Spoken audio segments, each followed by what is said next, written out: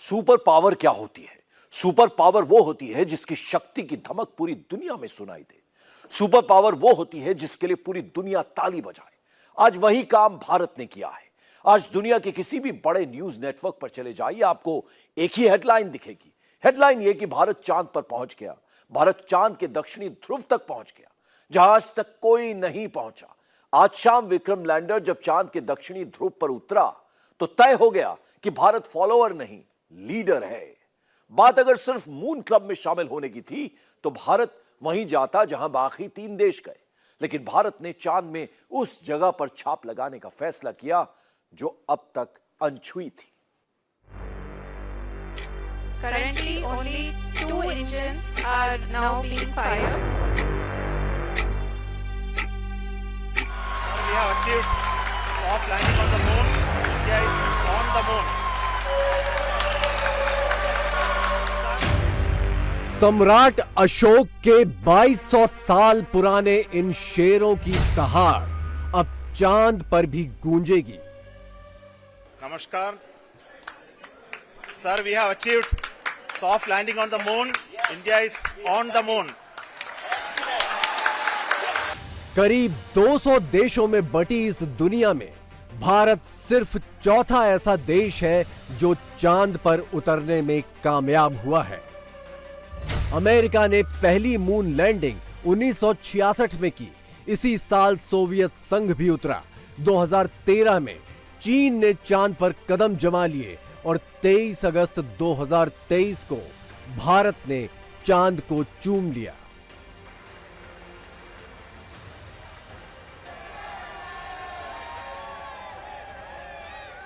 हम हमारे सौर मंडल की सीमाओं का सामर्थ्य परखेंगे और मानव के लिए ब्रह्मांड की अनेक संभावनाओं को साकार करने के लिए भी जरूर काम करेंगे। हमने भविष्य के लिए कई बड़े और महत्वाकांक्षी लक्ष्य तय किए हैं।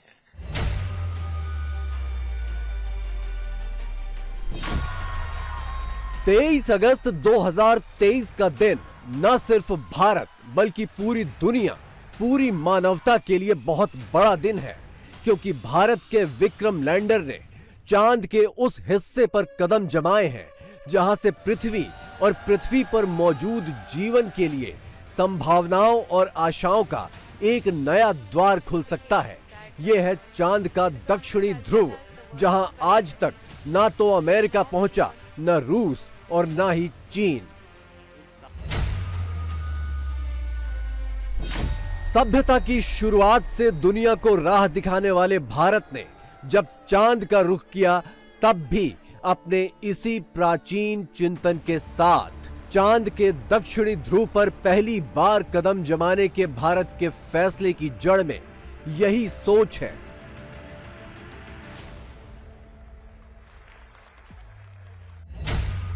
जीवन के लिए पानी जरूरी है। चांद के दक्षिणी ध्रुव पर पानी और बर्फ की संभावना सबसे ज्यादा है।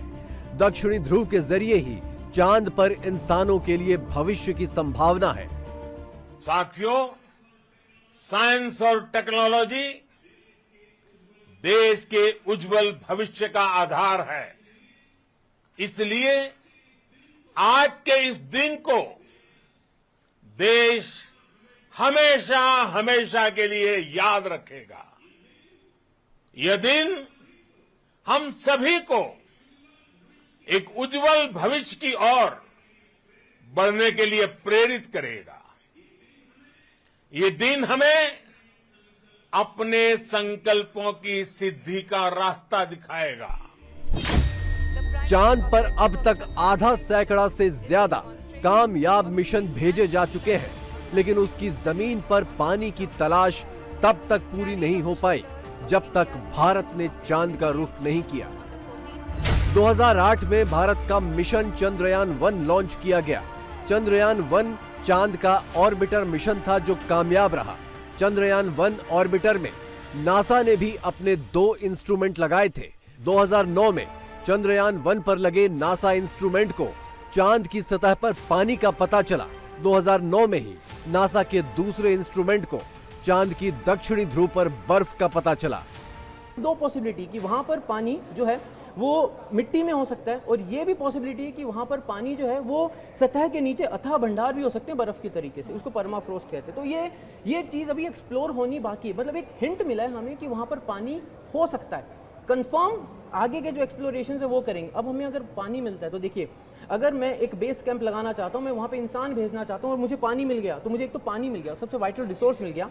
दूसरा पार्ट है मैं पानी को तोड़कर ऑक्सीजन निकाल सकता हूँ। तो जो बेसिक चीज़ें मुझे चाहिए वहाँ पर सस्टेन करने के लिए और वहाँ से लॉन्च होने के लिए, मेरे को दोनों मिल जाएंगे। ये यकीन करना मुश्किल है कि भारत के चंद्रयान मिशन की मदद से चांद पर पानी खोजने वाले अमेरिका ने एक दौर में भारत के स्पेस प्रोग्राम पर ब्रेक लगाने की भरपूर कोशिशें की थी।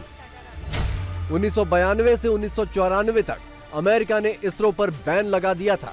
इसी दौरान अमेरिका ने रूस पर दबाव डालकर भारत को क्रायोजेनिक तकनीक देने से रोका। भारत को रूस से क्रायोजेनिक इंजन मिलना था, जिस पर रोक लग गई। सैटेलाइट लॉन्चिंग वाले रॉकेट के लिए क्रायोजेनिक इंजन जरूरी है।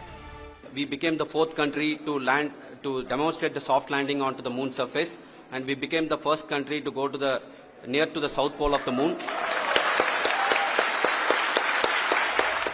लेकिन अमेरिका के अड़ंगे के बावजूद भारत GSLV बनाने में कामयाब रहा। 2006 में नासा के चीफ ग्रिफिन भारत आए और इसरो चीफ जी माधवन नायर के साथ चंद्रयान मिशन के लिए MOU पर दस्तखत किए और भारतीय रॉकेट से लॉन्च हुए 2008 के चंद्रयान-1 के जरिए नासा के इंस्ट्रूमेंट ने चांद पर पानी की तलाश पूरी की। विक्रम लैंडर के चांद की सतह पर कदम रखते ही नासा की तरफ से बधाई का ये संदेश आया, जिसमें कहा गया कि इस मिशन में भारत का भागीदार बनकर अमेरिका बहुत खुश है। हालांकि सिर्फ नासा ही नहीं, यूरोपियन स्पेस एजेंसी के अलावा कई देश भारत के इस महाअभियान में उसका साथ दे रहे हैं। दुनिया भर में कुल 19 जगहों से चंद्रयान-3 की निगरानी की जा रही है।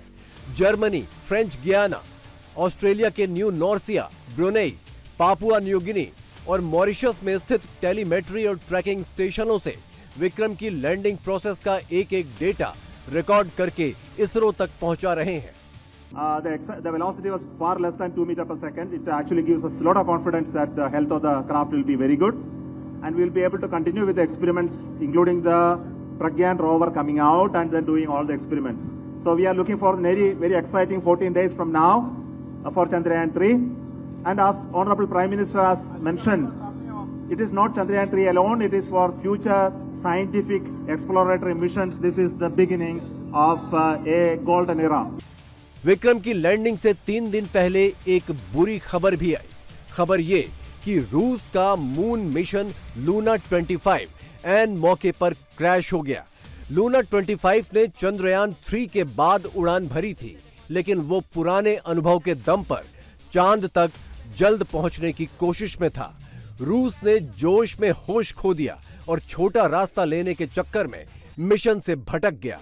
भारत ने जोश तो दिखाया, लेकिन होश भी बरकरार रखे। We have achieved our goal flawlessly from the day we started rebuilding our spacecraft after Chandrayaan-2 experience. It has been breathe in, breathe out Chandrayaan-3 for our team, and starting from the reconfiguration to all the special tests and the simulations we have conducted meticulously. चांद पर landing की 11 नाकाम कोशिशों के बाद रूस 1966 में पहली बार कामयाब हुआ।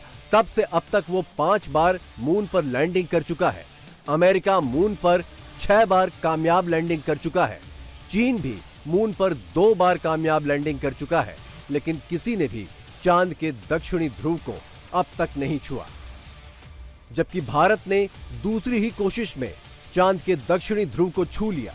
पानी और बर्फ के अलावा चांद के दक्षिणी ध्रुव में बेशकीमती मिनरल्स के भी अपार भंडार होने की संभावना है। इसके अलावा क्लीन एनर्जी के लिहाज से भी चांद का दक्षिणी ध्रुव नया स्रोत साबित हो सकता है, क्योंकि यहाँ पर हीलियम के भंडार के भी संकेत हैं। Now today this success has put us even more higher responsibility, as the Honorable Prime Minister was telling, because we have set the bar now so high. Nothing